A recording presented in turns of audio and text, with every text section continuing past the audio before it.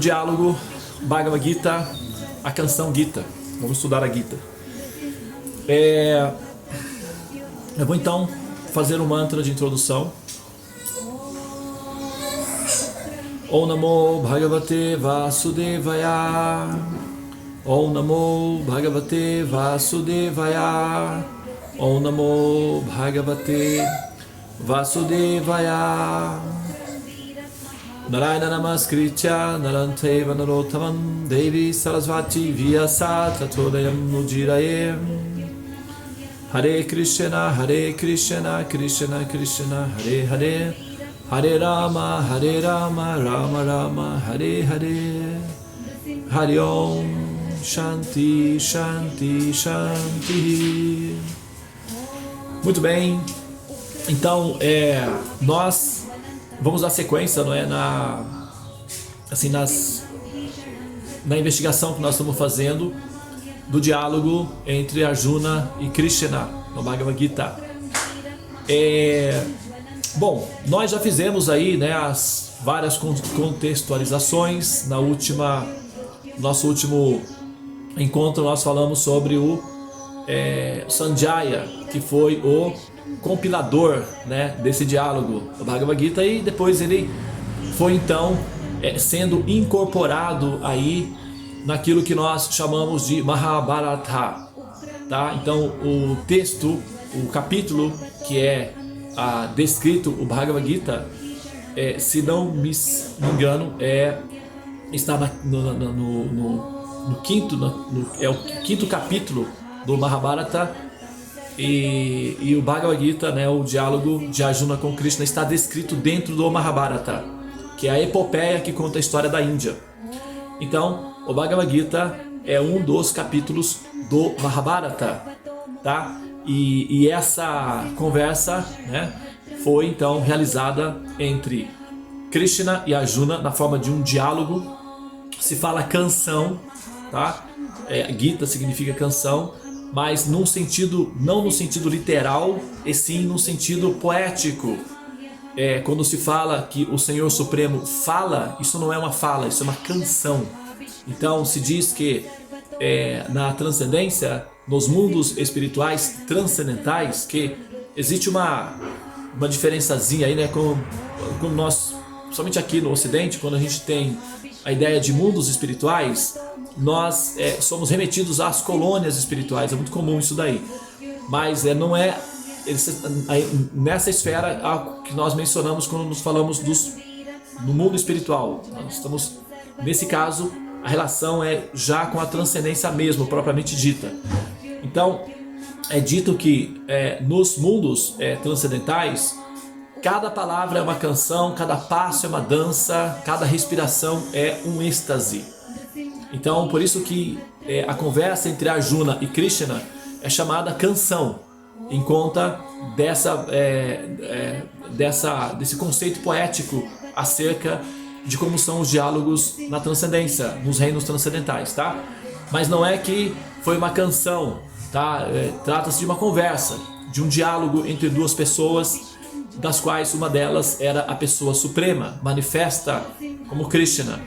E Krishna, ele próprio, menciona ali, em uma das suas falas, que para aquelas pessoas que não possuem sukriti ou créditos piedosos suficientes, a minha forma pessoal é uma ilusão. Ou seja, para eles é muito difícil entender a minha forma pessoal. Eles não conseguem entender a minha forma pessoal quando eu apareço pessoalmente. E nisso consiste a condição de ignorância deles. Porém, Arjuna, como você é o meu amigo e não há segredos entre amigos, eu então revelarei esse segredo supremo, ao qual eliminará todas as suas dúvidas. Não temas, portanto, por favor, ouça com atenção. E a partir daí, ele então faz a descrição do Bhagavad Gita, tá? O Bhagavad Gita, ele é um livro composto de 18 capítulos, tá? Tem a parte, como todos os ramos do conhecimento védico, eles são subdivididos em 3 etapas: Kanishta, Madhyama e Uttama, tá? Então tem a parte Kanishta do conhecimento do Gita, que é a parte básica, que é a parte introdutória para pesquisadores iniciantes, tá? Então esses pesquisadores, eles vão se aproximar do Gita, vão estudar o texto, vão tentar decodificar as informações ali, mas vai faltar algumas peças e eles vão ficar não exatamente à deriva, né? Porém, não vão conseguir acessar assim, a função objetiva ao qual esse diálogo está destinado, que é a liberação do ser do ciclo do samsara. Por exemplo, para você ter uma ideia, certa vez tem aqui, né? Quer ver só? Eu vou deixar disponível para aqueles que se interessarem. Eu vou deixar disponível, vou fazer isso agora, senão depois eu falo que vou fazer e acabo me esquecendo. Deixa eu pegar aqui.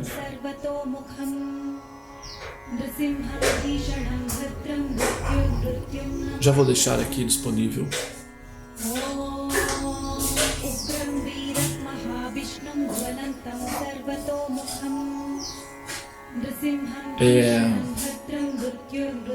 Aqui nós temos um documentário de um canal que eu gosto, chama-se canal Meteoro Brasil, não sei se vocês conhecem, tá? Eu vou deixar aqui um documentário que foi feito sobre o Raul Seixas. Esse documentário já está lá, já coloquei, tá? Vou salvar o link aqui, vou disponibilizar para vocês aí também.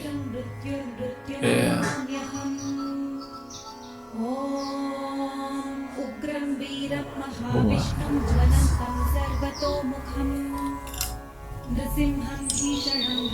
Ok?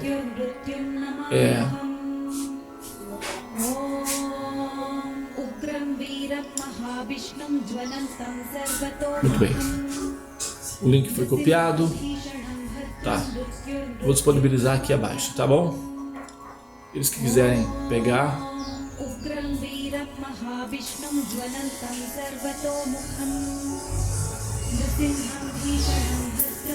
Muito bem, o link está aí, tá bom? Está disponível.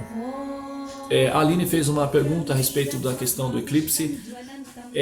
Eu, na live de domingo, né, eu mencionei a explicação acerca do eclipse. A pergunta foi feita, né? Então o vídeo está disponível no canal, que tem a explicação do eclipse, tá bom? Bom, então esse vídeo aí que eu deixei para vocês do Raul Seixas é um exemplo clássico disso daí, tá? Certa vez ele, né, o título do documentário aí é um pequeno documentário, né? Toca Raul e reza. Então nesse vídeo foi feito de uma maneira muito poética, muito linda, falando sobre a história do Raul Seixas com o Bhagavad Gita. O Raul Seixas lia o Bhagavad Gita constantemente. Inclusive ele chegou a, né, fazer uma canção em homenagem ao 10º canto do Bhagavad Gita, a canção chamada Gita. Gita, Gita, Gita. Essa canção, Eu Sou a Luz das Estrelas, né, e tal, é uma canção que ele fez ao ler o Gita, né, assim, ao entrar em contato com o conhecimento acerca do diálogo entre Arjuna e Krishna, e ele tentou fazer algumas interações com esse conhecimento e tal. E ele fez uma canção, né? Mas num determinado momento foi perguntado a ele: você entendeu o Bhagavad Gita? Ele falou: olha, eu já li o Bhagavad Gita 13 vezes e eu confesso para você que eu não entendo o Bhagavad Gita. Eu quero muito entender, mas eu não consigo. Porque o Bhagavad Gita, ele é um diálogo que é como se fosse um quebra-cabeças. Então, você precisa colocar as peças na posição certa para dar uma imagem clara do mosaico. Ou então, você precisa de alguém que coloque as peças para você, para que você possa visualizar. Ou então você mesmo vai lá e coloca todas as peças, que é um pouco mais difícil, mas é possível também, tá? Entretanto, o conhecimento acerca do Bhagavad Gita, ele tem essa fase, que é a fase básica, que é a fase kanishta. Então muitos dos jogadores que conseguem chegar até esse nível, o fato de a pessoa tocar no livro, de ela olhar o livro, folhear o livro ou ouvir os mantras do diálogo, já é piedoso, é considerado piedoso. É piedoso a pessoa simplesmente ouvir o conhecimento acerca da canção Gita, é piedoso. Isso é considerado sukriti. E sukriti é assim: você faz uma atividade filantrópica, altruísta, isso fica registrado, né, no arquivo do seu histórico, dentro do processo do seu desenvolvimento existencial. Então fica lá registrado, piedade. Então entra no pacote piedade. E tem algumas piedades que são realizadas que têm uma função maior, tem um impacto mais potente dentro do contexto do seu desenvolvimento existencial. E considera-se, pela própria informação do próprio Krishna, dado ali no Bhagavad Gita, considera-se que ouvir o Bhagavad Gita é o sacrifício da inteligência. É quando a pessoa coloca esse recurso que todos nós temos à disposição de Deus, ou seja, quando ela torna a inteligência una com o Supremo, a inteligência de Deus. Então ela entra em contato com a inteligência divina. Ela sacrifica, é o sacrifício da inteligência. E não significa que ao sacrificar a inteligência a pessoa vai ficar sem inteligência, né? Muito pelo contrário. Esse sacrifício da inteligência é como o São Francisco, né, certa vez disse, dando o que se recebe. Então quando você sacrifica, ou seja, você doa a sua inteligência ao Supremo, gastando o seu tempo para entender o Supremo, gastando os seus recursos neurológicos, a energia, o metabolismo, toda a eletricidade, toda a estrutura do seu personagem nessa direção, então isso é considerado um ato piedoso, benevolente, honesto. Por quê? Como toda a estrutura do personagem foi criada para um propósito, que é o propósito da autorrealização, que significa dar à alma condições favoráveis mediante as quais ela não terá que submeter novamente aos processos de nascer e morrer, o que é desvantajoso e provoca sofrimentos para todos, não apenas para ela, mas para todos, porque isso mantém a atmosfera de ansiedade no ar de forma coletiva. Então todos os conhecimentos ou todas as atitudes, as ações e movimentos que levam o ser para fora desse quadro é considerado piedoso. E como o universo foi criado com essa função, é como por exemplo o útero, né?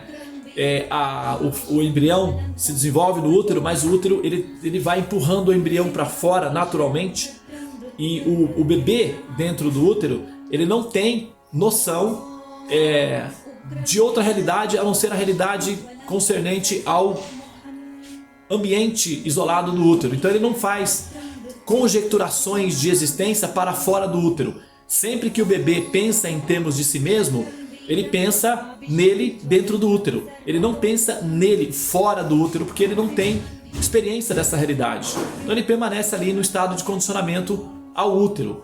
Semelhantemente, a alma condicionada, ela não faz referência a si mesma fora desse universo. Ela não se enxerga, ela não consegue se ver a si mesma fora desse aprisionamento, desse útero universal. Então todas as experiências que ela tem são experiências dentro do útero universal. E então os planos que ela faz são planos dentro do útero. Isso significa o quê? Que ela está planejando perpetuar-se dentro desse útero universal, e isso requer uma manutenção constante de nascer e morrer infinitamente. Mas aí o universo, como ele tem uma inteligência biológica prescrita ou previamente estabelecida, assim como o útero, por exemplo, ele tem uma inteligência biológica previamente organizada. Qual? Essa criatura não vai ficar aqui de forma alguma, mesmo que eu tenha que lutar durante 9 meses para conseguir esse objetivo, eu alcançarei. Sou determinado, essa é a minha missão, estou nela. e o útero vai cumprir essa missão. Quando der 9 meses, ele vai então expulsar o bebê para fora do útero, mesmo a contragosto, sob protesto, sob reclamações, lamentação do bebê. Não, sim, vai. Então, o útero tem essa missão de expulsar o bebê para fora dele. O universo tem essa mesma função. Na verdade, o útero replica a função original do universo. A alma entra no sistema Maya, que é a simulação, e ela vai ali, vai vivendo. Chega uma hora que ela cresce a tal ponto, ou seja, ela já viveu tanto dentro do mundo material que é incompatível com ela essa experiência. Então, ela começa a ser empurrada para fora do útero. E esse ato de o universo nos empurrar para fora do útero, nós entendemos isso como crise existencial, depressão, enfim, esses sentimentos de desconforto e de inadequação que nós sentimos, tá? Isso é a contração do útero empurrando o bebê para fora, é a contração do universo empurrando a alma para fora. É o mesmo sistema, tá? Então, só que nós, como almas condicionadas, a gente não tem experiência de como é viver fora desse útero. Então, nós ficamos assim tentando nos ajustar aqui dentro. A gente fica tentando lutar com o útero, lutar com o universo para nos reacomodar aqui dentro desse útero. E o útero tem uma missão: nós sairemos. Então nós precisamos entender essa função da inteligência universal e cooperar com ela, para que a gente possa, não assim, dar essa sequência. E aqueles que conseguem eventualmente aproximarem-se dos conhecimentos védicos ou dos conhecimentos que estão alinhados ao conhecimento védico, que tem a função da libertação final de todas as almas condicionadas, esses conhecimentos são chamados piedosos ou sukritis. E quando a pessoa entra em contato com esses conhecimentos e os cultiva, né, com respeito e gratidão, isso entra como créditos de bom karmas, inclusive no contexto da pessoa. Então, como astrólogo, sempre que eu quero ver a quantidade de bons karmas que uma pessoa tem no mapa, eu analiso a casa 9. A casa 9, que significa a casa do mestre. A casa 9 representa justamente os atos piedosos realizados na vida passada e que nessa vida aparece sob efeitos divinos, de ajuda divina, de bênçãos divinas. Então, normalmente, nós olhamos ali na casa 9, que representa... A gente consegue ver na casa 9 o coeficiente acumulado de saldos piedosos que a pessoa vai viver na vida.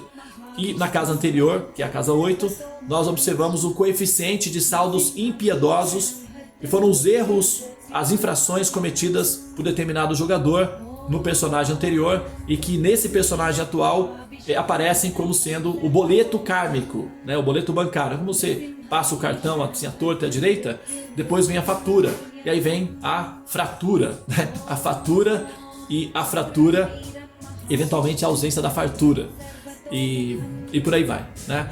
Mas na casa 8 a gente vê esses condicionamentos. Então, sempre que uma pessoa realiza atos piedosos, caridades, pessoas que, por exemplo, têm relações amorosas, respeitosas com livros, por exemplo, né? Ou com mestres, ou com professores, pessoas que cuidam de conhecimento, piedades, respeito a esse... entra como sendo atividade piedosa, como a filantropia, como altruísmo, tá? Então é considerado altruísmo e aparece sob a forma de bom karma. Então a pessoa às vezes deveria passar por algum problema e aquele bom karma é utilizado como crédito para aliviar certos problemas. Então tudo isso a gente vê ali, tá? Agora, ouvir a canção, ouvir o diálogo entre Krishna e Arjuna é considerado um ato sukrita. Su é um prefixo de intensidade. Sukrita. Krita significa feito. Sukrita significa bem feito. Como por exemplo, sânscrito. Krito, feito, sams, junto. Sânscrito. Muito perfeitamente, hermeticamente combinado. Sânscrito. Isso é uma linguagem muito perfeita, hermética e consistente. Sânscrita significa isso daí, tá? E su, kritam. Kritam significa feito. Su, bem feito, tá? Parabéns. Então, Sukritam. Então, ouvir o Bhagavad Gita significa Sukritam, tá? É uma atividade piedosa perfeita. E agora tem também, dentro dessa atividade piedosa perfeita, existem 3 formas de se ouvir, de se ter enfim, né, esse relacionamento de ouvir esses conhecimentos. Pode ser feito de maneira kanishta, de maneira madhyama ou de maneira uttama, quer dizer, principiante, médio e com a sabedoria, tá? E são 4 o tipo de pessoas que se aproximam de Krishna: aqueles que são aflitos, ou aqueles que estão desesperados, aflitos por algum sofrimento causado aí em função dos problemas da vida, sejam financeiros, sejam de saúde, psicológicos, etc. Então essas aflições pressionam a pessoa para buscar ajuda e eventualmente alguma dessas almas se depara com Krishna ou com os conhecimentos védicos. Essas almas, elas